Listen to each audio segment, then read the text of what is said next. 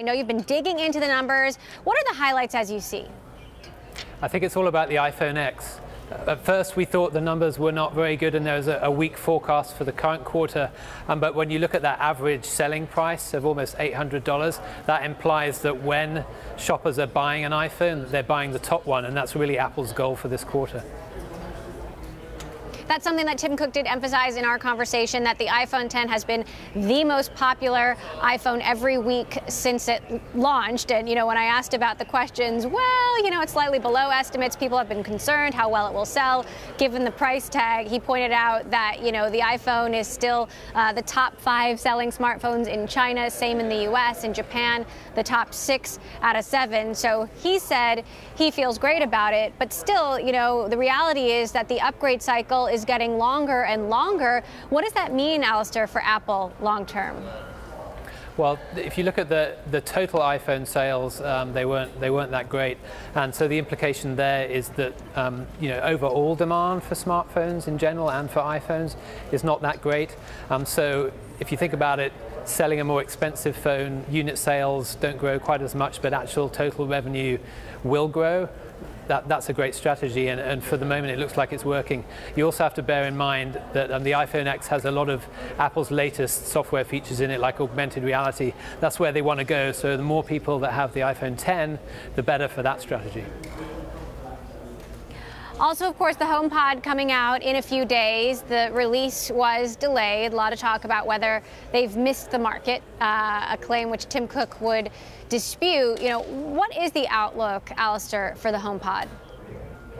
Well, the total iPhone number is very, very important when you're talking about how many accessories Apple is going to sell.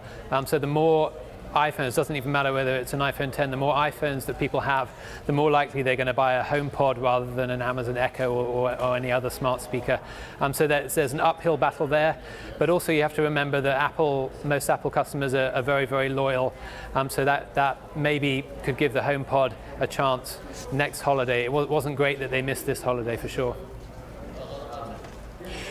We talked a little bit about M&A, and of course Apple is bringing it back that billions and billions of dollars back in cash from overseas due to tax reform. They've talked a little bit about how they're going to reinvest that. But I asked, what does it mean for their M&A strategy? Would they consider buying a bigger company like a Netflix or a Tesla? And he said, we are always in the market. He pointed out that they bought 19 companies last year. That's one company every 2 to 3 weeks, and that they look at companies big and small. They're continuing to look at companies big and small and always asking the question, how does this add to our portfolio? Does this improve the life of our customers? Apple historically hasn't made huge acquisitions, Beats being by far the largest at $3 billion under Tim Cook.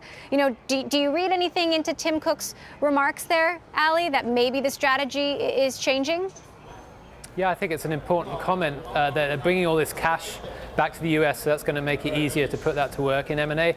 Also, if you look at their strategy going forward, they need another big hit. Areas like transportation, self-driving cars, and also other areas, especially in the entertainment area with streaming video.